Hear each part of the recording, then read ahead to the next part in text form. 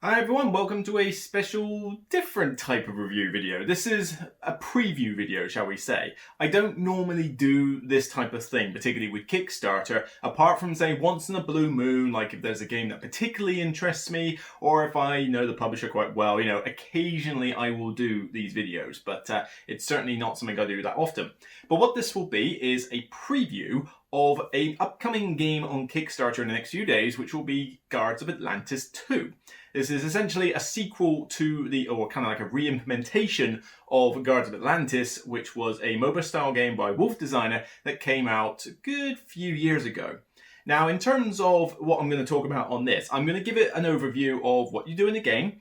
I will also talk about my thoughts on it as if I was doing a review, but I'm not going to talk as much about the components because the components are not 100% final. I mean, they're pretty decent for what I got in the prototype box, but they could be subject to change, so it's unfair to talk about them now. But the artwork is mostly done, so I think I can comment on that. I'm also not going to be giving this a rating out of 10, because again, that's a little unfair in its pre-Kickstarter form, but I'll hope to give this one a review when it's released properly and on retail release, and then I can give it a full review then. What I'm essentially talking about is my experiences with the game, what I've played both on Tabletopia, on the sort of template that we had, as well as some cheeky couple of games that I've managed to arrange in my own time with sort of the prototype physical version. And hopefully from the pictures you'll be able to see what kind of things we've got up to. But in addition to that, you can also check out Paul Grogan's Gaming Rules playthrough video if you want to get like a full epic version of the game done on Tabletopia and see how everything works. So like I say, 2 videos for your enjoyment, shall we say. So, what is this game? This is based on the MOBA style game. So the massively online massively on-time battle. Sorry, I actually can't remember what it stands for, but think League of Legends. League of Legends, that game where each of you would control like a big hero character with special moves, and you'd have these little minions that were basically just drones. They went across the map, they fight each other, and you'd fight other heroes and try and take them out, and try and complete some objective like capture the flag or kill your opponent's tower or whatever, or you just kill all the heroes. It's stuff like that. This is very much in that same vein. Each of you is taking control of a hero character with its own board and own deck of cards. There are minions in the middle of the board, which are pretty much just placeholders, really. They're there and they do have effects, so they do affect what your heroes do, and they are responsible for like pushing the game forward. But they don't move around, you don't control them or anything, it's just they're there. They're there to sort of symbolize what's going on. But what you will have is your hero. And you will go up against your opponent with their heroes and minions. And the idea is that you're trying to win essentially by one of 2 main conditions, even though there's technically 3. One is to kill your opponent's hero so often that they can't physically respawn anymore.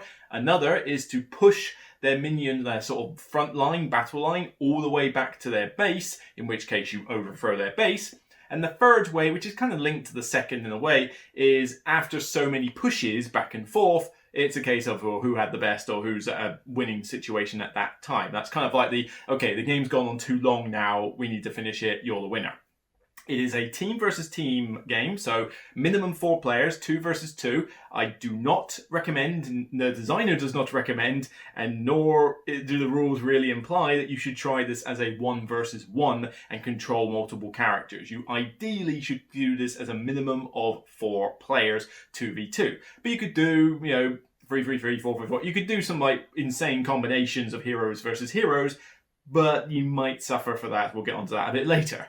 So 2v2 ideally. 2 heroes, your minions, 2 heroes, their minions. So in order to achieve one of these objectives, you're playing cards. You have a hand of starting 5 cards, 5 different colours. Each colour sort of corresponding to a type of card. So red will be more to do with offense, green will be more to do with defense, gold is your signature card, that kind of thing. And with these cards, you will play one face down simultaneously with everybody else. They'll flip, and based on an initiative value that's written on the card, you will perform an action. These are multi-use cards, so there'll be 3 different types of thing that you'll look for on there. Typically 3. One will be movement. One will be like a attack power / defense power, so an attack and a sword or a shield value essentially. And another one could be a skill action for the card itself. Now, these do vary. It's not always just straight up free. It depends on the card. But typically, you'll be able to do multiple things with the card, but you got to pick one of those things. And the idea is that you'll flip the card. In that initiative value, you will perform your action, then the next player, which could involve attacking heroes, attacking and killing minions. They're just basically one shot dead. You know, they're essentially just sort of standing there waiting for you to kill them. They're kind of done that way. And you know, or it could just be moving around the map or performing some cool action. Once everybody's resolved, you then check to see whether the front line is pushing ahead, which is essentially based on a kind of war of attrition system and then outnumbering. So if I've got more minions on my side and you've got on your side, some of your minions will die, and eventually once they all get wiped out, boom, we move on to the next bit. And the board is split up into segments so that you can see where the battle line is at any particular time.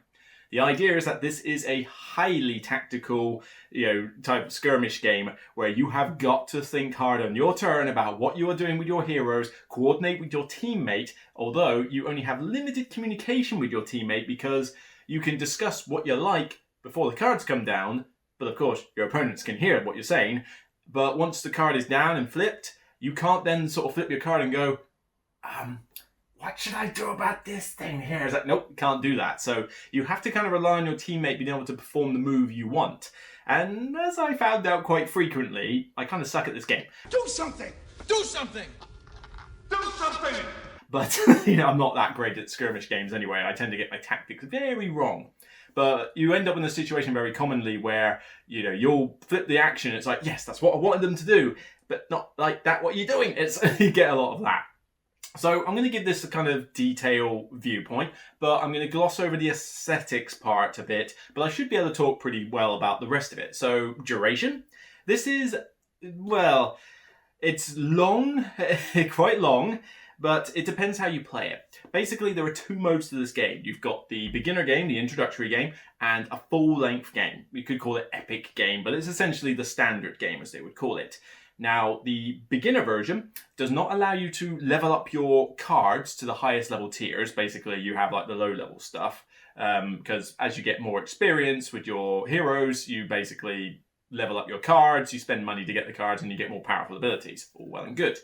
But in the short game, you will only have access to so many of those, and the game length isn't quite as long. Like the victory condition might be like half of what it normally is. Now, the full length game means you've got access to all the cards, and the full-length game is in place. The introductory game is a pretty good length. You should be able to get that done in round about 90 minutes without too much trouble, even if you are learning the game. 90 minutes to 2 hours tops if you are learning the game. But if you do the standard version, to begin with, it's going to take you a long time. Put it this way. First time I learned the game, online, on Tabletopia, I swear the game was about 4 hours. It took a long time. But bear in mind, we were learning the rules from scratch, like literally no knowledge of the rules, and learning how to perform with our heroes the first time, and using Tabletopia. It was long. And the game went on for quite a bit. It went down to the wire. But certainly, once you get more used to the game and people know what they're doing, you should be able to get it done in somewhere between 2 to 3 hours. It's not going to be a short game, though. This is not a 60-minute game that you can just pick up and play unless you are super good with this game and your opponents die instantly. Because typically, if the opponents are any good, then you'll be back and forth, until eventually somebody will win. That's not going to take 60 minutes. It's just not going to happen. It may sound like it should take about that long, but you have to consider that there are multiple rounds, multiple leveling up processes to do, and also it's just the AP that this game can generate with people who are new to the game and not used to their heroes. You will look at your cards and you will not have the slightest clue what to play to do well, so you will freeze and think about it a lot. So not a short game by any means, but you can get that length down eventually. But again, a lot of this depends on familiarity, and you're going to hear that talked about quite a lot during this preview. So going on to ease of play, this is a high point for this game, but it depends on what you consider to be ease of play, because ease of play in terms of grasping the rules is actually pretty good in this game. It's not a particularly large rulebook. Granted, I had a prototype version, but still, there wasn't a lot of rules to learn. And we got explained this by the designer, and it was pretty clear. did not take us that long. It is mainly a case of understanding some key terminology, like what's push and what's straight and what's play, what's defend, that kind of thing. And also just to understand what the card anatomy is. Aside from that, the turn sequence is pretty straightforward. I mean, you play the card, flip, look at the initiative value, then resolve your card, then the next person, then the next person, then the next person. Done. Check the front line, rinse, repeat. It's pretty straightforward. You just have to really get to know your cards. Where the ease of play doesn't fault, it's not a negative, but this is something you must consider. It's how well you do at the game. This is one of those games that is going to reward familiarity with the game a lot. I don't think this is going to be one where it's like, I've bought the game and then once every few months I'll pick it up and play it. Like, maybe some of these on my shelf. This game is not best suited for that kind of audience because it's one thing to know how to play the game. It's an entirely different thing to know how to play this game well. It takes practice. You need to try out these heroes, and you've got like 5 or 6 core heroes in the box set. That's before you get onto the like 15 odd other heroes that are in there as like little expansion packs, or what will appear no doubt on the Kickstarter. Sorry, there's going to be a lot of heroes, and they all play very differently. Each one is fundamentally different in its strategic approach than the others. Your big tank brawler that requires you to sort of get in a straight line and charge them down and can take a lot of hits, it's going to play very differently to the sort of pickpocket, twin dagger wielding flippy acrobatic nut job, who obviously is more brittle and wants to get in and get out and do hit and run. So the ease of play for the rules, great, but the ease of play for your heroes, you'll be there for many, many hours if you enjoy this game, trying to get used to these heroes. However, moving on to tactics and strategy from that point, this is where you've got to consider what you want this game for. If you want this game for a quick, casual bit of fun, I don't think you're going to get quite as much enjoyment out of it as you will if you know you're going to have a regular group, or even go as far as to do this competitively, because it will. I mean, there will be like game store tournaments and things like that for this, because it's ripe for it. It's ripe for this kind of setting. But you're going to want a regular group of players to play this with, ideally, because there's a lot of tactics and strategy in this game. I mean, wow. For one of the most tactical-driven skirmish games I've ever played. You make a mistake, then it could go all wrong for you. And that's kind of like the designer's words. It's not so much about you being better than the other player. It's about you being able to exploit their mistakes. If they make a mistake, you have to be able to take advantage of it and go for it. Because otherwise you'd have 2 players who are equally brilliant at the game and they'd just be a massive stalemate. But at some point, somebody's got to make an error. You've got to take advantage of it. And these tactics are very important. I mean, where to move your guy? How far in range do you want to keep them from other minions and other opponents?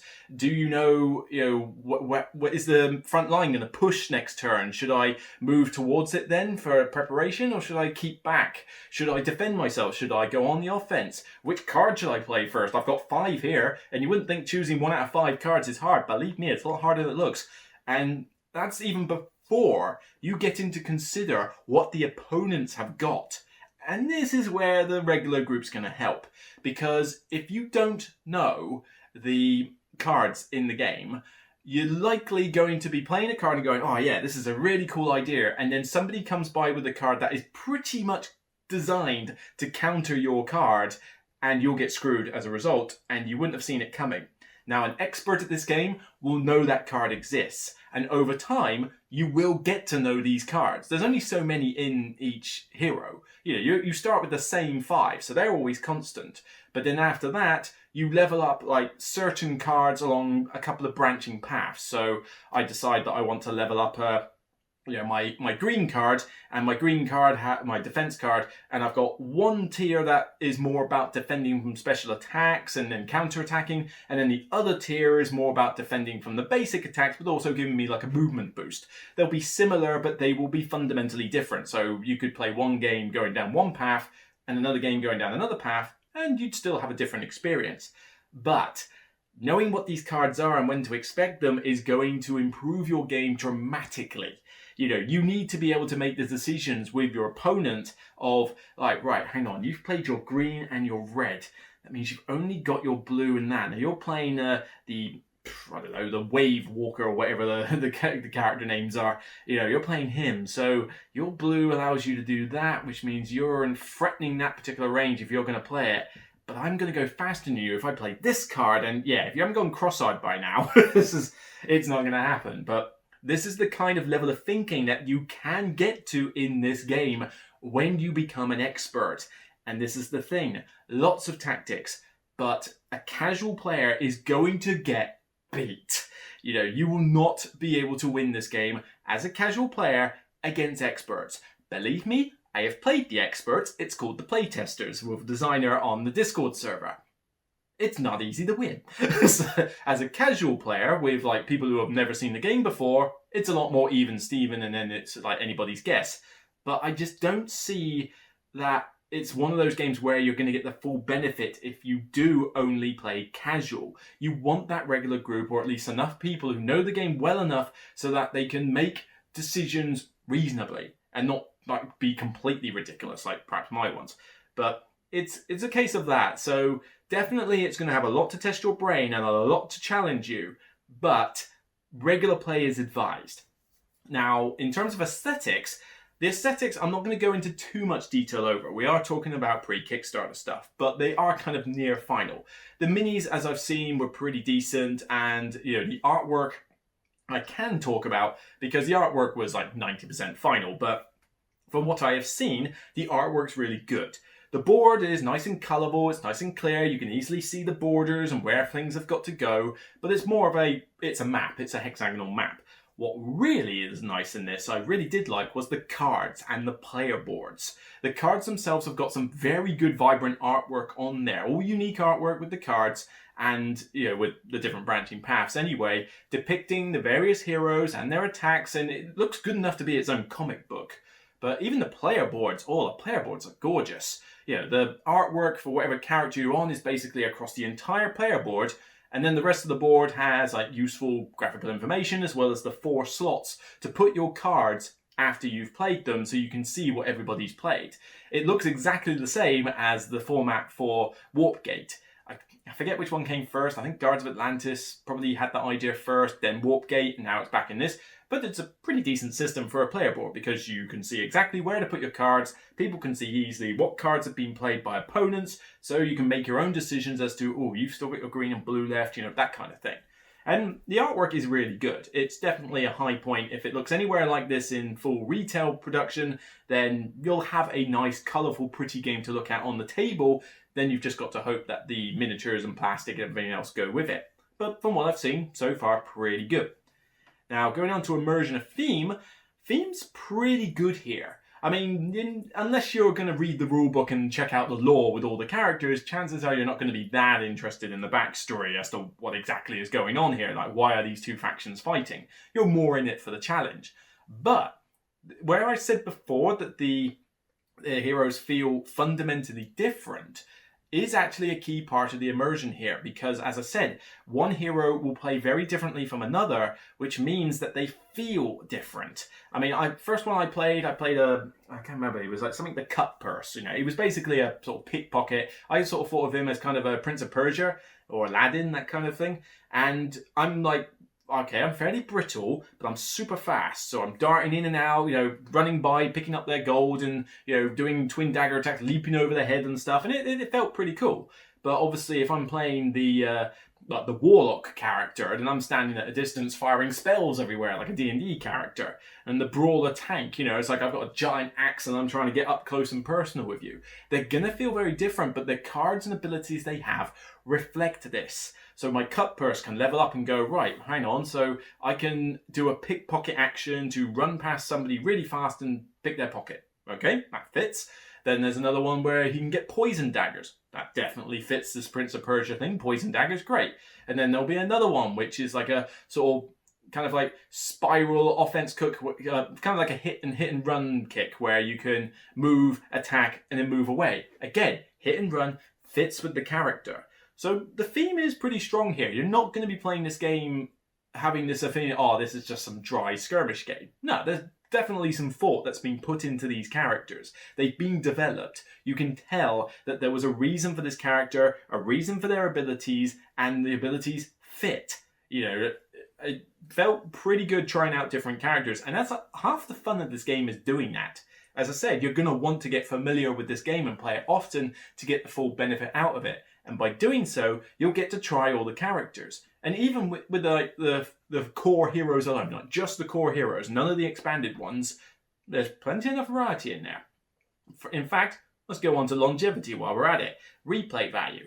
Plenty here. You know, those core heroes in the box, they will take time for you to learn. You can't just play the hero once and instantly grasp how it works. You need the practice. So that's multiple plays with the same hero. Then you've got the other heroes. And then if you have acquired any of the other heroes beyond the core set, you've got all of them as well. And I forget the exact number, but I think he was on about like 20 plus heroes. That will be like the entire collection of this so far. Over 20 heroes, that's a lot. That is a lot. You know, that is a good amount of heroes. You should not be able to get to a point where this feels stale because you will always have more heroes to try. You know, yeah, the minion combat is a little bit stale. You know, there's not a lot that it's basically what it is in the League of Legends games. You know, it's like the minions are just there to die basically and kill off the opponent's minions. The fun part. Granted, I wasn't the biggest fan of MOBA games online, but the biggest part of the fun was I've got my cool hero and my skills, I'm going to take on this hero. And believe me, you'll get distracted by that occasion where you think, I really should be killing those minions over there, but you need to die. And it's going to happen.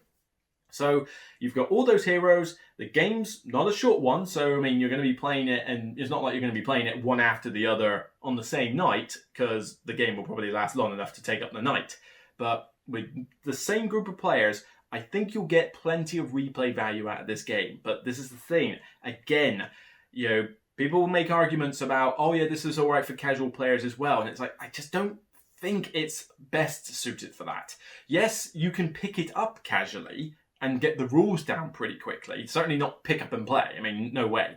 But when you first get the game, you're not going to be overwhelmed by 100 million rules to try and learn. No. You'll pick it up relatively fast. Even I did. But it's all about the depth of playing it multiple times, having the same group of people, because I actually would not probably enjoy this game very much if I played it like 10, 15 times, got really good with a particular hero, and then taught it to 3 new players. Because I would wipe the floor with all 3 of those players. Granted, one of them would be on my team, but again, the good player will decimate horrendously the new players. So you want it to be relatively even, and perfect if you can have 2 really good players with 2 casuals. Works great. 1 good, 1 casual against 1 casual, 1 good. You know, it would work. But the amount of fun you'll get definitely climbs from super casual to 1 of each to everybody knows what they're doing. And once everybody knows what they're doing, you're in with a good play here. So all in all, I'm actually quite impressed with this game. You know, I wasn't certain what to expect. I haven't played a lot of skirmish games generally, you know, the sort of battle ones, and whenever I do play them, I'm not particularly good at them. You know, I've played Warhammer and Warhammer 40k and that in the past, and I've usually been worse at it than I am here. But, you know, you do have some advantages with this one. Easier to pick up. Cheaper to pick up, certainly cheaper to pick up than any sort of collectible model thing. If you're opposed to luck, this game makes a big deal about having no luck in it because you always have the cards, you don't roll a die, where's the luck? It's all down to your choices. Of course, that makes you feel like rubbish every time you make a mistake because it's on you, but, well, so this got a lot going for it. Looks nice on the table, even in pre-Kickstarter version. It's got a lot of replay value, rewards frequent play greatly, you know, and certainly has plenty of challenge and tactics and things to think about that it will burn your brain by the time it's over. If there are any negatives I have personally, it's, like I say, super casual play I'm a little bit hesitant about recommending, and also the duration is long, you have to accept that. You know, even the introductory game is going to take you a while, the full game is going to take you a long time until you're really comfortable with it, and even then I think you're still looking at a minimum of 2 hours for a full game, and that's if you are experts at it. So don't think of this as a short, quick skirmish game. It really isn't. So, like I say, not going to give this one a rating because it's a pre-Kickstarter, but I can recommend giving this one a look. If skirmish games are your thing, then check it out. Check it out on Kickstarter. I Forget the exact date it will be on, but I suspect this video will be available when the Kickstarter comes out anyway, so, you know, all well playing that. And yeah, give it a try and see what you think. But if you want more information, then you can get in touch with the designer. You might be able to, you know, play it on a Discord server if you ask really nicely. Failing that, go check out Paul Grogan's playthrough video on his Game and Rules channel. He's done a full playthrough game of it. In fact, the two of us played a game as our first one. Our first introduction was me against Paul and one expert and the designer on the other side. Something tells me I think my partner had a bit of a handicap playing with me, but never mind. So there's plenty of resources to check it out, but have a look at the Kickstarter and see what you think. So that's it from me. I'll see you on the next Broken Meeple video, whatever that will be at the moment with this isolation stuff happening. And just remember, regardless of whether you're decimating the other players with your hero, my hero, whatever, it's still only a game. Take care, stay safe, and I'll see you soon.